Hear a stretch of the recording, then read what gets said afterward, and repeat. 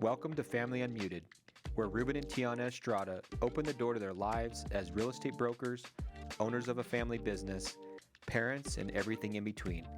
This is our world, Unmuted. One. Welcome to Season 2 of Family Unmuted. We are determined to give you the best content through our research and experience to help everyone, including ourselves, move forward and achieve goals together. This season, we are going to focus on growth. What is growth? Well, by definition, the act or process or a manner of growing, development, gradual increase, size or stage of development. Now, when I say growth, before I looked up the definition, I automatically thought of comparing my past with where I am now. Mm-hmm. So, for example, let's say like jump roping, because I'm starting to do that a lot more. The first time I started, you can attest to it, is that I sucked. Yeah, it's horrible. Yeah, it's horrible. Okay, don't be that blunt, but no, I'm being nice. It was bad. But I kept hitting myself with the jump rope. I kept having to restart. But over the course of my high school career, I never saw the benefit of it. And now that I did, it was like a requirement, because as you guys know, I train a freshman and basketball player, and we have two requirements before each workout is either stretching and jump roping. Mm-hmm. So you have to do 1,000 jump ropes and you have to stretch. And one day I had to show them how to jump rope, and I just like kept going. I kept going, and I was like, whoa. Like I could never do 100 jump ropes in a row any time in my high school career. And for me to just realize that, it was weird, because once you realize you grew in something, you look back on where you were before, like instantly. Mm-hmm. It's just a weird concept. You just feel like you're just like in this no time zone, and you look back to where you were and where you are now, and it's very fulfilling. Yeah, I think sometimes when you look back, you think it requires more energy than it did. Yeah. Mm-hmm. And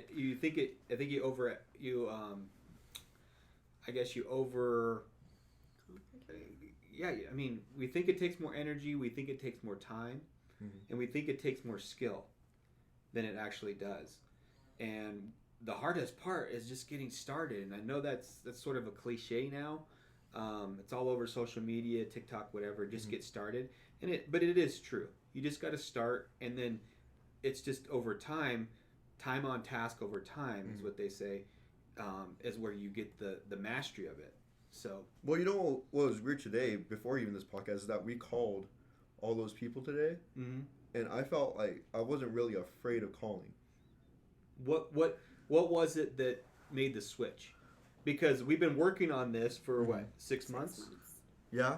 6 months, and for some reason today it just kind of switched. And yeah, I just hopped on the phone. I just did it. It was weird. Got started. And then, well, it was that, because I was contemplating last night. I'm like, I need to get my first house. And I was listening to a couple podcasts before this. They're like, they'll open up, or what you tend to say is like, opportunities are always open. You just have to realize it. And I guess I just kept closing this opportunity of calling that list we had. Mm-hmm. And today I just finally opened it, and I felt really good about calling. Like, I didn't really mess up that much. I had people call me back. Well. You both did. I mean, you guys, both of you just hopped on the phone, and in that moment, I was smiling to myself. My back was turned to you guys, but I was smiling because you finally had that growth that I've just been waiting for. Mm-hmm. And we celebrated that, mm-hmm. took you to lunch, and we just like, hey, this is a big moment for you guys, and that you matured and grew as real estate professionals today. Mm. And that was a big deal. Yeah, and it's sort of like in the movie where the critic like eats the ratatouille, and he looks back on his past and his mom, and it's like that same exact flashback. Feeling. Yeah, that flashback of where you were and then where you are now. That's the same exact feeling I had today. Yeah. So, is your definition like the same as mine, where it's comparing the past with where you are now? Or am I just crazy? No. I mean, you have to know where you've been to see where you're going. So it's our past makes us who we are currently, but we're always striving to become something better. I think we had this conversation over lunch. Like, for me, growth has changed. You have a different definition, I think, just because of your age. I'm now in my 40s. Growth has a completely different meaning to me now. And for me, it has become, can I sit down at night and did I just get 1% better? For instance, like I said today at lunch, I'm going to order water instead of a soda. I'm going to replace one thing with another thing, just one.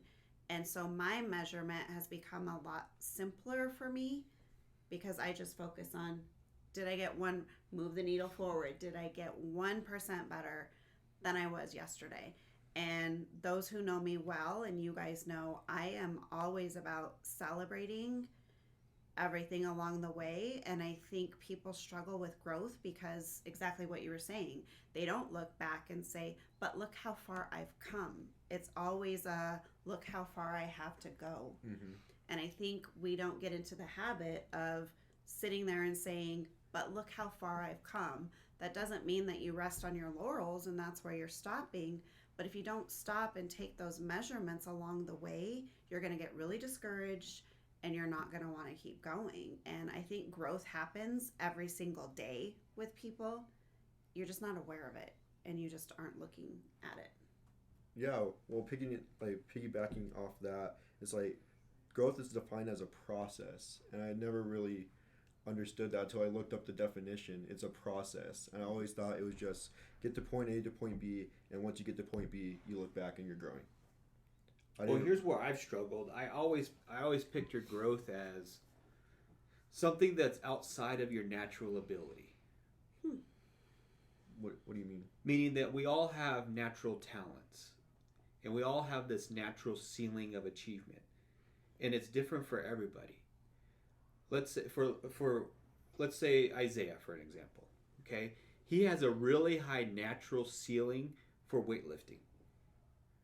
It's much higher than mine. Like if I go lift weights for a day, that's my ceiling. That's my ceiling. His ceiling just naturally is, hey, if I'm not going 5 times a week, that's not me. But the difference between the natural ceiling and the growth, we used to call it E to P, right? You have this entrepreneurial ceiling, but once you get purposeful, then that's where your growth comes. So let's say, for an example, a baseball pitcher. He goes out to the mound for the first time and he throws 88 miles an hour. He has a pretty high natural ceiling. But his growth was, if he throws 95, his growth was much higher. As opposed to me, I go out there, I might throw 75. But if I can get to 95, my growth is much higher than his was. Oh, okay. You see what I'm saying? He only grew like 10 and you grew 20. Right. So first of all, let's get real about what your natural ceiling is. And notice that, hey, in real estate, I have a certain production. I sell a certain amount of homes per year just from my natural ability and my natural talents, God-given talents, right? But if I want to grow from there, what does that look like? What does that process look like? What does that being on purpose look like? What do I need to do to change that to go from X amount of homes to this amount of homes sold per year? Okay, so let's break this down. So how do you look at your natural ability? How do you measure that? Well, people always talk about what's the plateau. You're at a plateau, right? I keep hitting this same number, this same number. Ceiling. Yeah, this ceiling, right? It's this natural ceiling. So once you determine that you've hit your natural ceiling, your plateau, like you keep doing the same thing over and over again, then you know, like, all right, now I got to get purposeful about how do I get to the next level. And that's where that's where the measurement of growth is, in my opinion. Interesting. Okay. So let's say, because there's 2 types of growth, I feel like. There's like you said, natural growth and then purposeful growth. But does natural growth, like, you don't count that? No, that's just the way you are, the way you're built. That's just the God-given talents that you have. So, like, you're maxed out at 6 foot. You didn't grow from 1 foot to 2 feet to 4 feet to... That was natural. No. So you don't count that you were That would growing. happen. That would happen regardless of what you're doing. Or even in spite of you. even in Like, spite you of what sti- you do. You still grew and you ate crap. Yeah. So. And that's just physically, but I mean, even in business or anything that you want to accomplish, right? Like, so for some people, they're great test takers, and no matter, they don't even have to study in school, and they're going to get A's, right? That's just natural for them. For some people, they're C's, like they have to fight just to get a C, and then they have to be really purposeful and really study hard to get an A. So it's all about your different ceiling, your own natural ceiling, and then your growth from there. That's the true measurement of growth. What about yours? I'm saying it goes back to what you're saying, getting 1% better.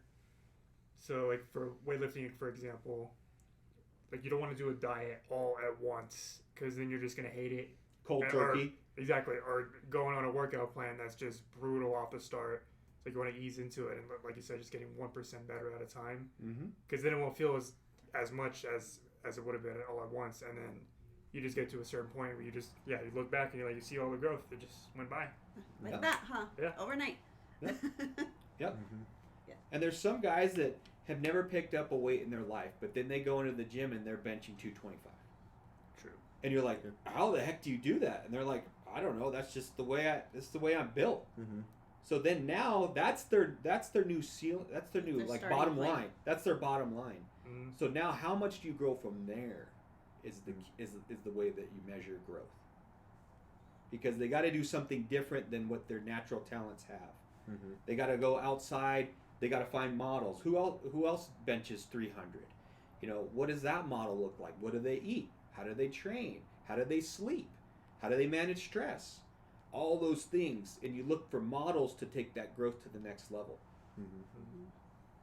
While we're discussing the topic of growth, look like for our podcast this season, a question popped up, and the question was, how do you measure growth?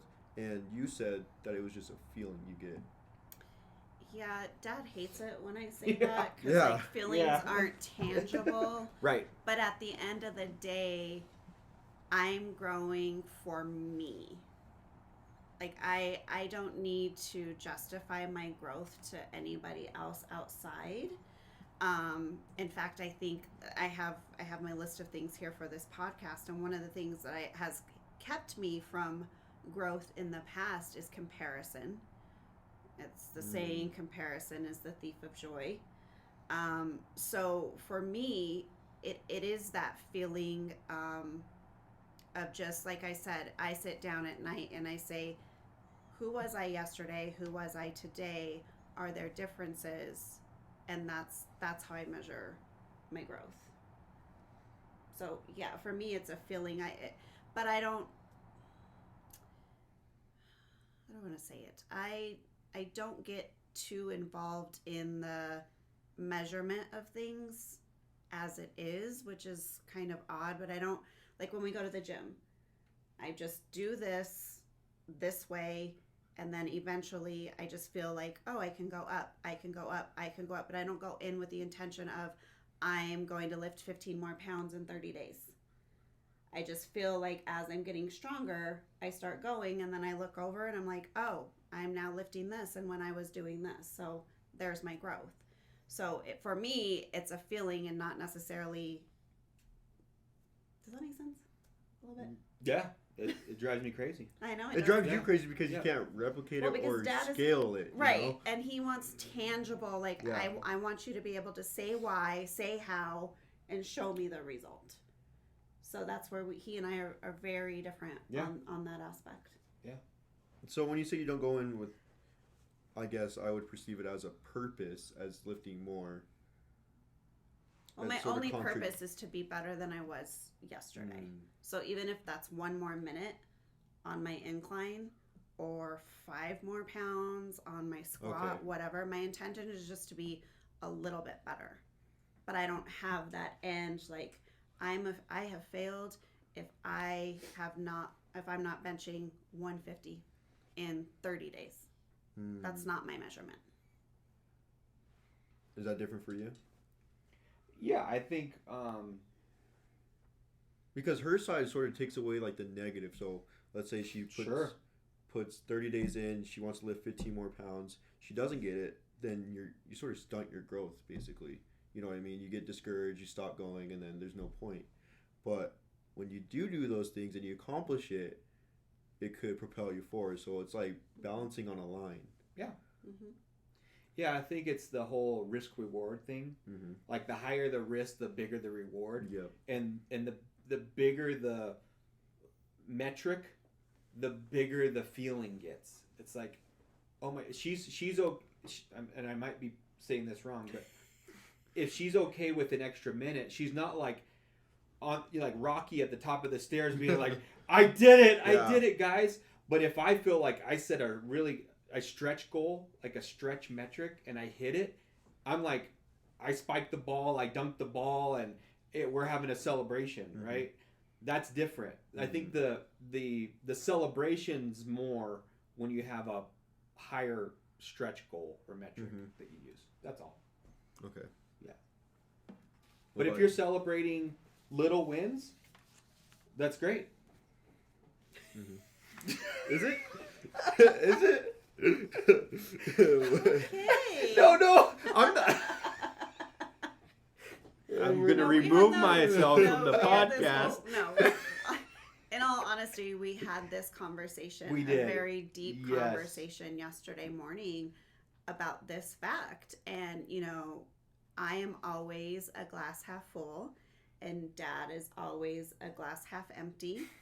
And it's a very hard bridge to gap as far as communicating and expectations and things like that. So that has been a focus in our almost 25 years of marriage, is figuring out, okay, you're coming from here, I'm coming from here. It doesn't discount the importance of how we see it or how we do things.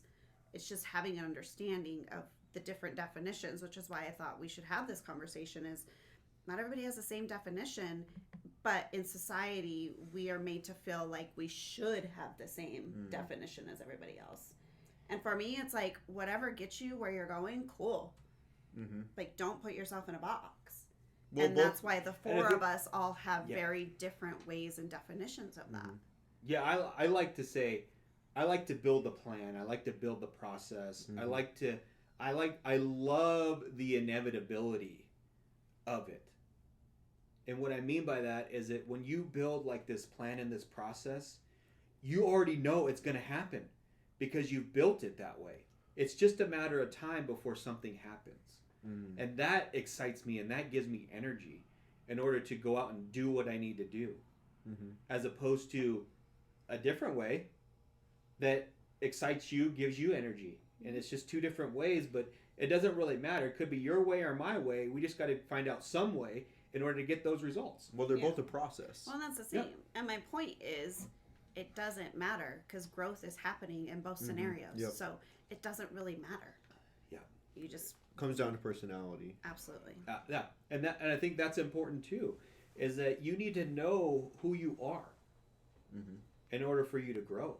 Mm-hmm. Because if you don't know who you are, you don't know how to motivate yourself. You don't know how to get energy. You don't know how to find your purpose.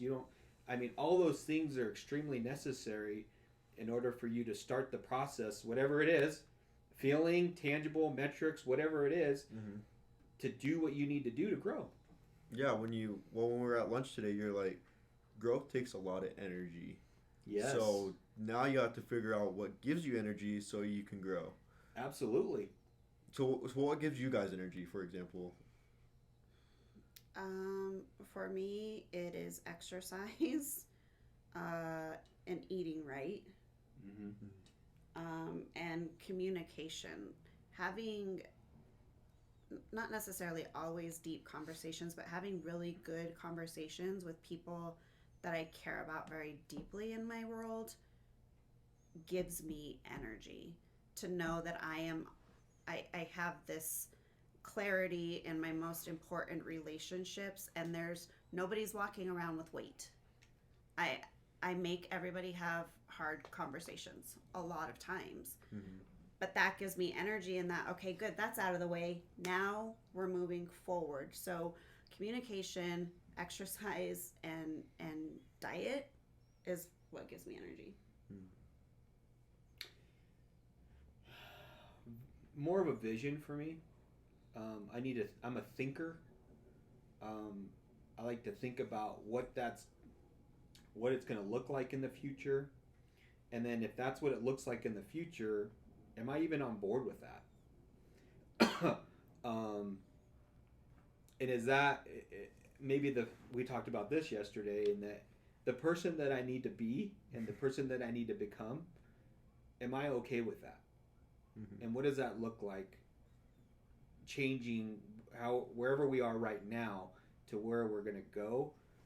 What does that look like? And is that in line with my belief system? Belief system, like, elaborate on that. Belief system in that, is it going to change who I am or who I want to be? Mm-hmm. Meaning, am I going to offend people? Am I going to have to compromise with my values? Am I going to have to do things? Am I going to have to cheat?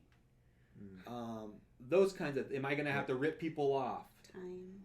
Yeah. Is it going to take away from time with my family and things that are really important to me? Mm-hmm. So just compromise those things.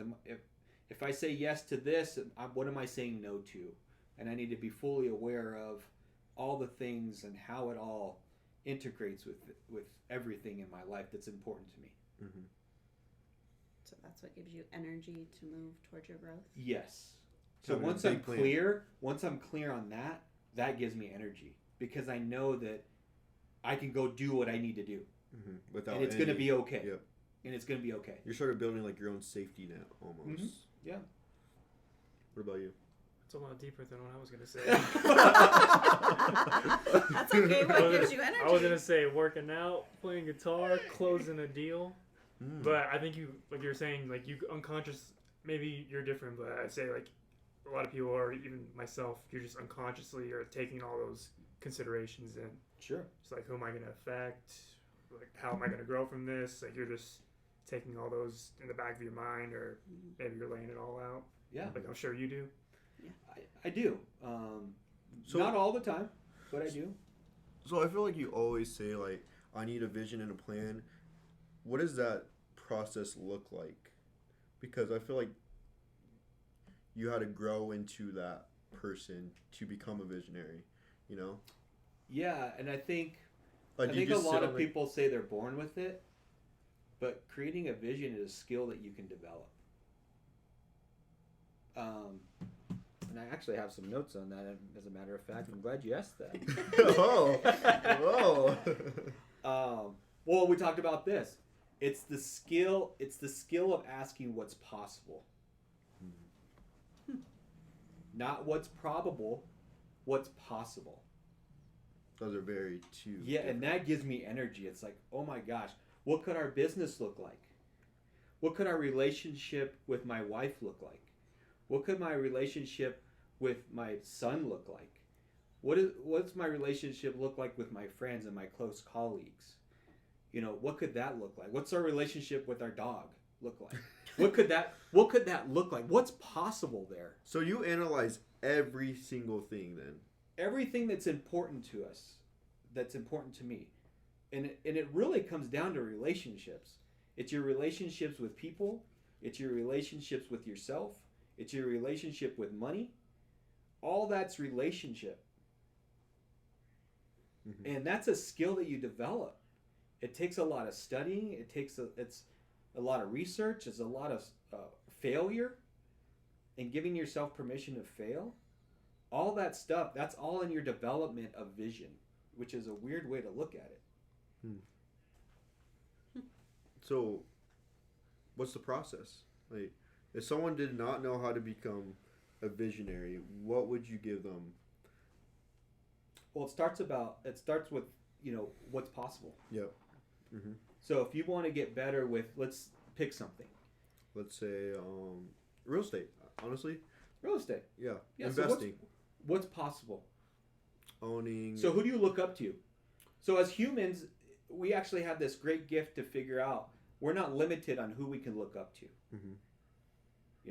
We have, like me, religiously, I look to the saints. You know, that's my example. Mm-hmm. Business, I look to people that have done a lot more production than me. But I don't look just to how many homes do they sell or how many properties do they own. I look at how's their marriage. What's their relationship with their kids? You know, what's their relationship with the public? So you're qualifying a mentor in the process. With their whole life. Mm-hmm. Like, it's not just about, if I'm looking to them for business, I'm not looking to them as just a business person. I'm looking as the whole person. As if you want to become them. Yeah. Yeah, Mm-hmm. if I'm going to look up to you, I want to know about you. Yeah. All of you. Mm-hmm. Not just this one thing, because I think everything else gets affected by that. Mm-hmm. Gives you Did that- energy. Yeah, Oh, sorry. yeah. What gives you energy? We didn't talk about real estate, you know? So what's possible? Mm-hmm. Do you want to own apartment complexes? Yeah. Do you I want to want- be like Mr. Beast and own an island? Do you want to, what do you want to own? What piece of real estate do you want to own, and who do you look up to? Well, I obviously look up to like Grant Cardone, Tyrone, like all those people who are pretty successful, and they're doing the things that I want to do. Mm. So like Grant Cardone owns like a bunch of buildings and office buildings and retail stores and all those stuff, which is like big pieces of real estate. He owns a jet. He owns all this stuff, and just like for him to see that it's possible, like on TikTok, like nobody thought that you can own a jet, and then he's the one that's like, oh, I got a jet. You know, that's what he's practically known for. And then like Tyrone really like made me realize that you can do it in Colorado. Like that was very different. Like he's local, he's doing it. He has a bunch of apartment complexes. He has like a beautiful house. You know, it really like he's like, oh, you can accomplish it not at the level that he's at, but you can still accomplish a lot, and it's very rewarding to see that. Yeah, I think so. Just to finish that off, you just got to keep asking the question of what's possible. Because I was introduced to Grant Cardone through like social media first. Then I met Tyrone, and I was like, oh, there's people like that who aren't on social media, who are all over the world and accomplishing big things, which is very like motivating and inspiring, because it just lets you know that it's accomplishable. Well, and what happens was when you keep asking that question and you become curious about, you know, other people and other businesses and other things, it just becomes a habit. And you guys make fun of me all the time when I meet strangers and I get into these conversations with them, and that's all I'm asking, because I'm naturally curious, because I'm a researcher. I want to figure out, like, how are you so successful with your business? Is there something that I can take away from his business that I can implement in my business that make it even better? And some of these things I'm like, I didn't even think that was possible. So that's what gives me energy. To bring it all back, that's what gives me energy. I can't tell. Oh, sorry. You Yeah, had a lot of energy. Yeah. He was like, I'm in a food coma, and then all of a yeah, sudden... I was afraid with this podcast. I was like, we just had a big lunch because we were celebrating you guys, and I was like, oh, I don't think I'm going to have any energy for this. Like, I need a Dr. Pepper or coffee or something. So, yeah. So, on the opposite of growing, what are some of the things that hinder your growth or keep you from growing, either now or in the past? Distractions. Yeah, I think it goes back to relationships can be productive, and then there's relationships that are not productive. And I'm not just talking about relationships with people, although that could be a hindrance too.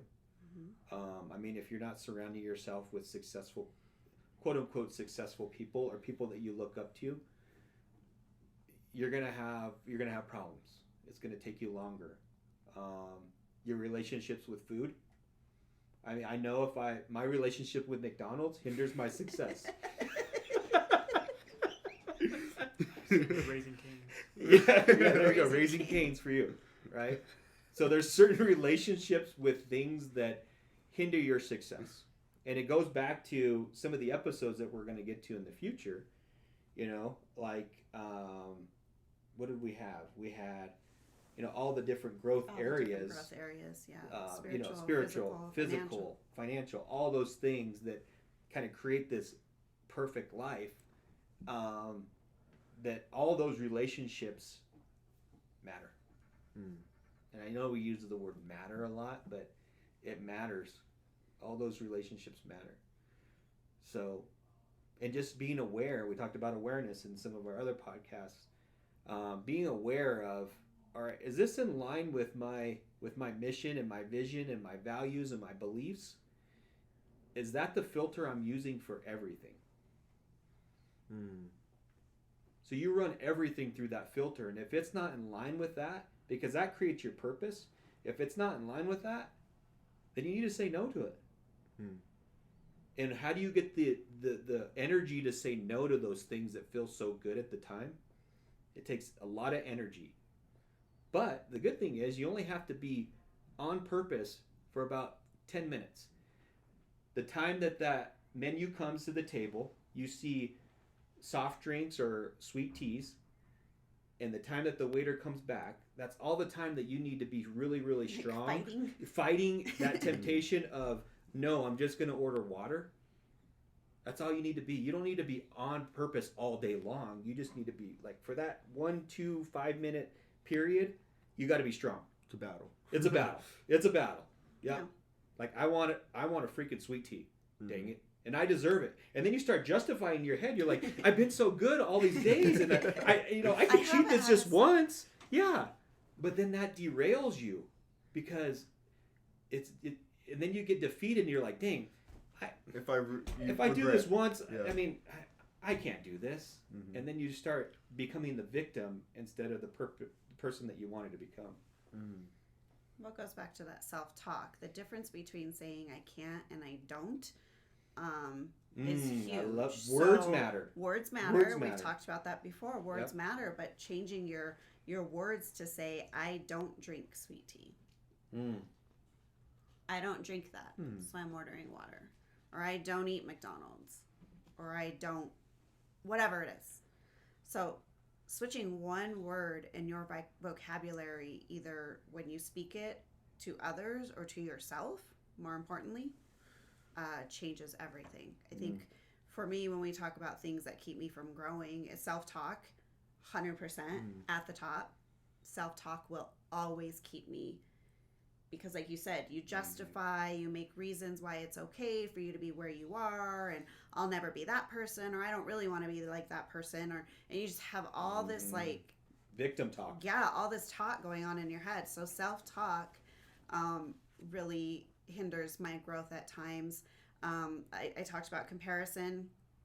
For a long time, I was not growing because I was comparing myself to either others in business, other moms, other women, other Catholics, it was comparison in all areas of my life. I didn't go to the gym because I couldn't look like that lady. Like it was comparison everywhere.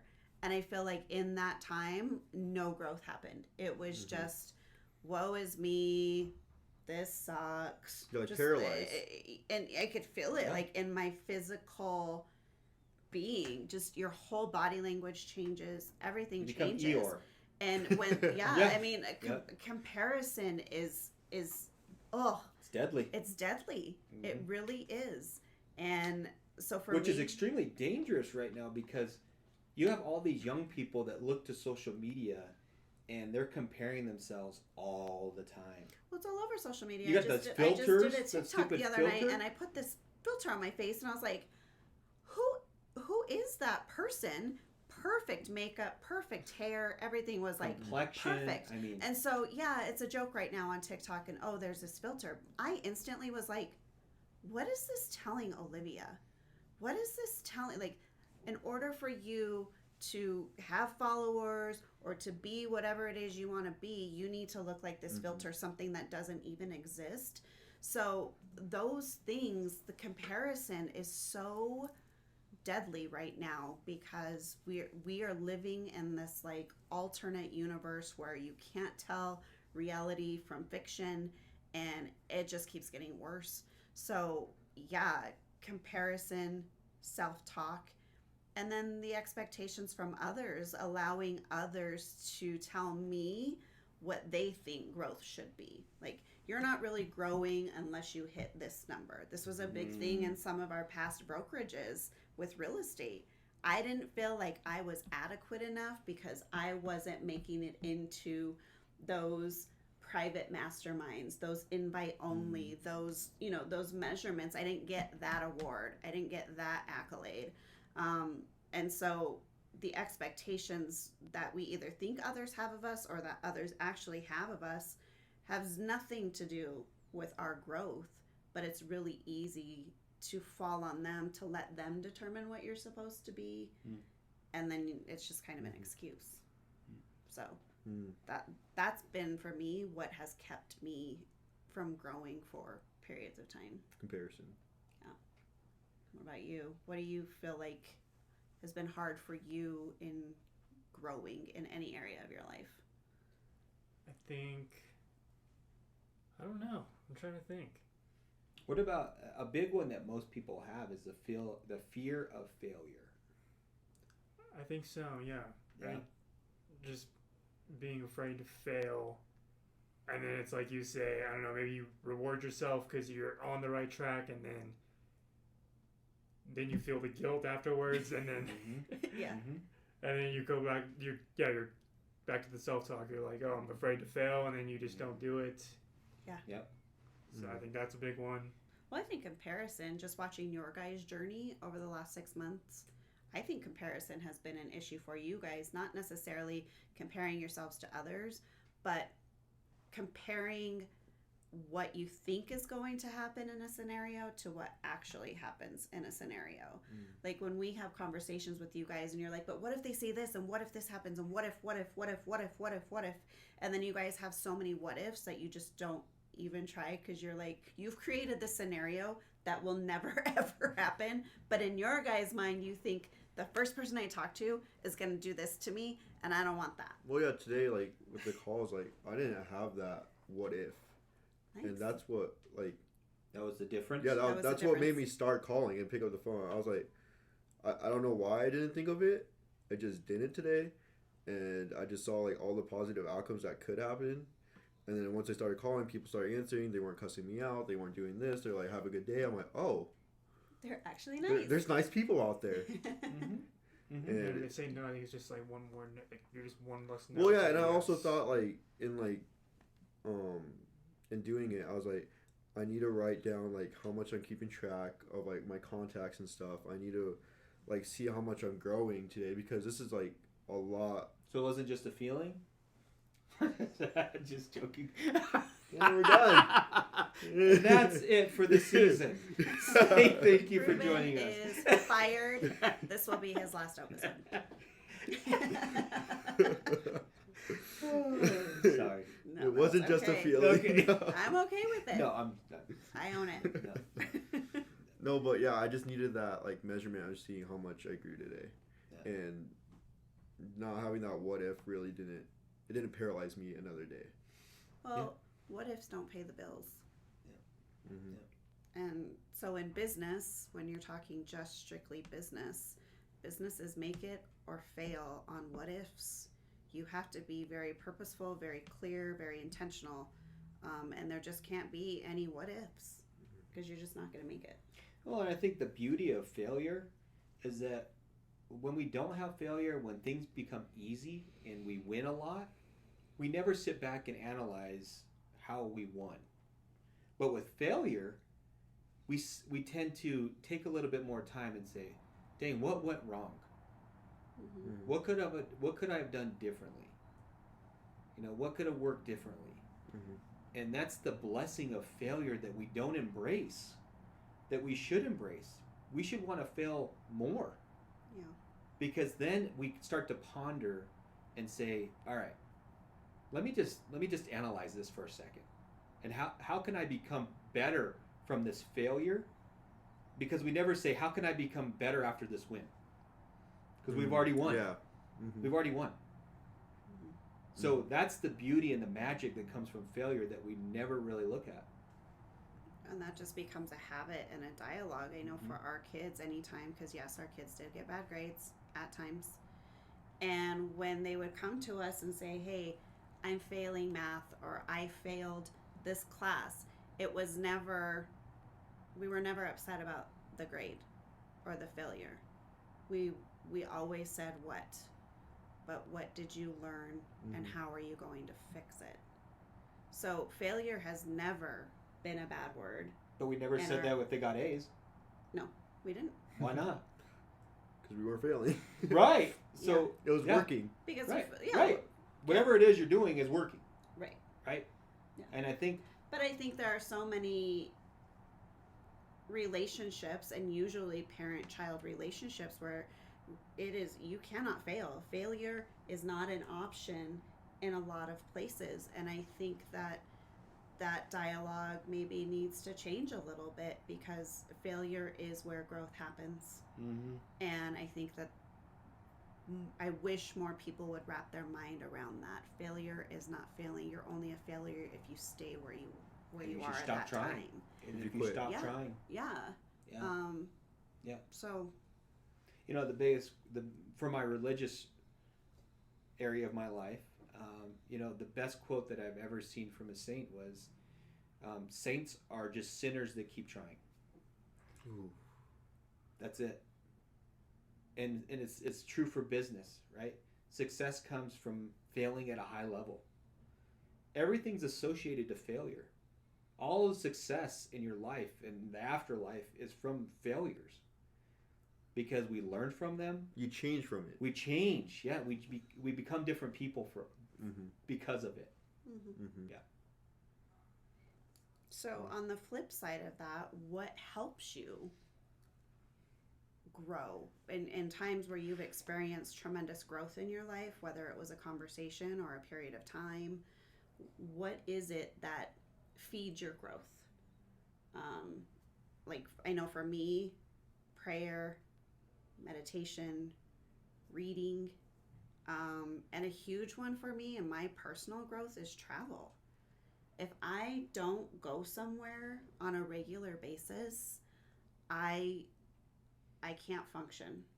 I don't know what it is. It's the recharge, it's the reset for me. So travel is a big one for me. What are some of the things that you guys, like, you can tell, like, that feeds my growth? I need that regularly in order to keep moving forward. Researching. I mean, I just geek out on stuff like that. I feel that. I so feel much. like I need more resources. So, and I enjoy that. I think it's fun for me. So, if I can find something that's fun and helpful and educational at the same time, then it's a win for me. So, so you don't ever feel the need to have to unplug?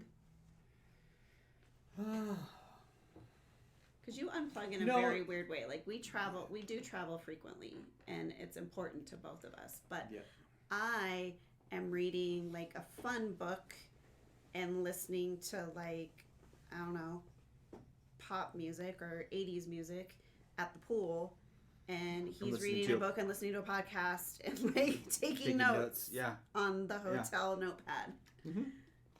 Yeah, that's just fun for me. You don't feel like you ever need to unplug because it's just such a piece of you? No, I do feel like, I think as I get older, I do feel like I need to disconnect. And I need that, but I hate doing that, because that usually means I'm away from people that I care about. Because I disconnect alone. So I'll go fly fishing, or maybe go to the mountains by myself, or camp by myself, and I need a few days just by myself. And I never do that. It's something that I want to do, but I don't want to do that because I have so much fun with you, or I have so much fun with you guys and going on trips and things like that. That's fun for me, but it's not a disconnect. Gotcha. And disconnect is hard for me because I don't necessarily like being alone.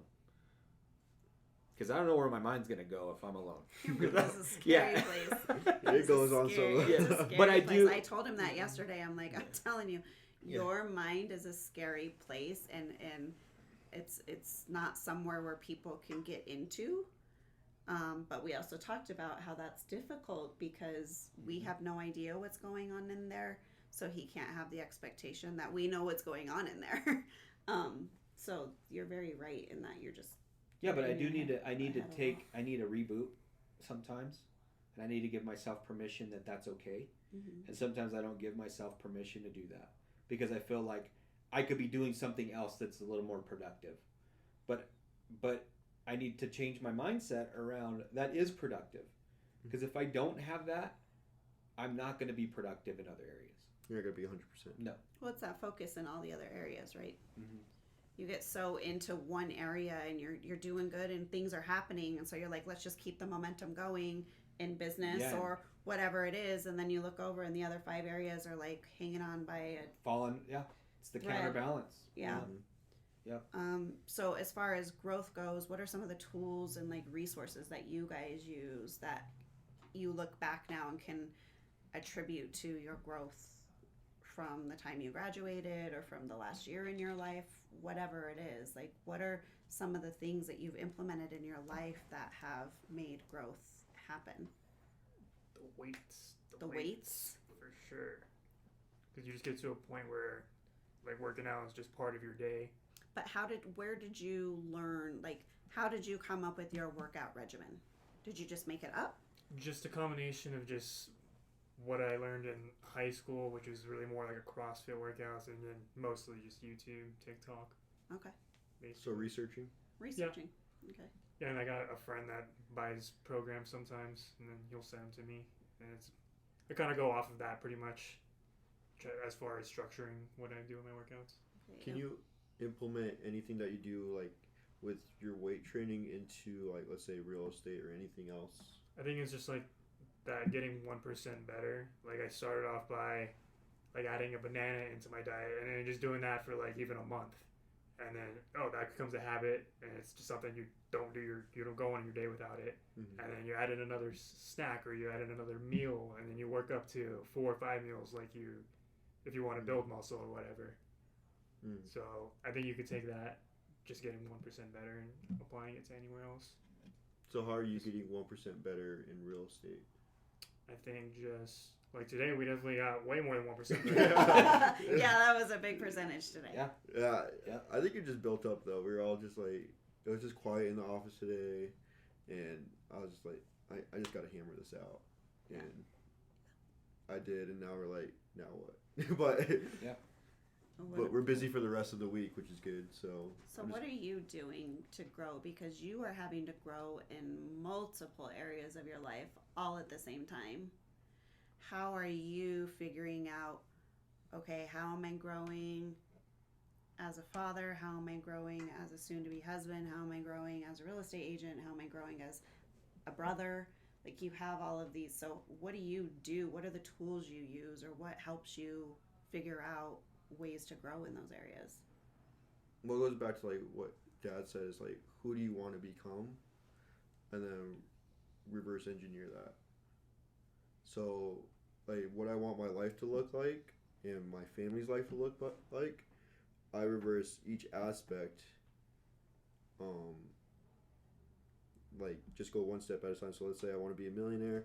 How do I get to my first 100K year? How do I get to my 50K year? How do I get to this? And what does that look like? And then I break it down to year, break it down to months, break it down to weeks, then days.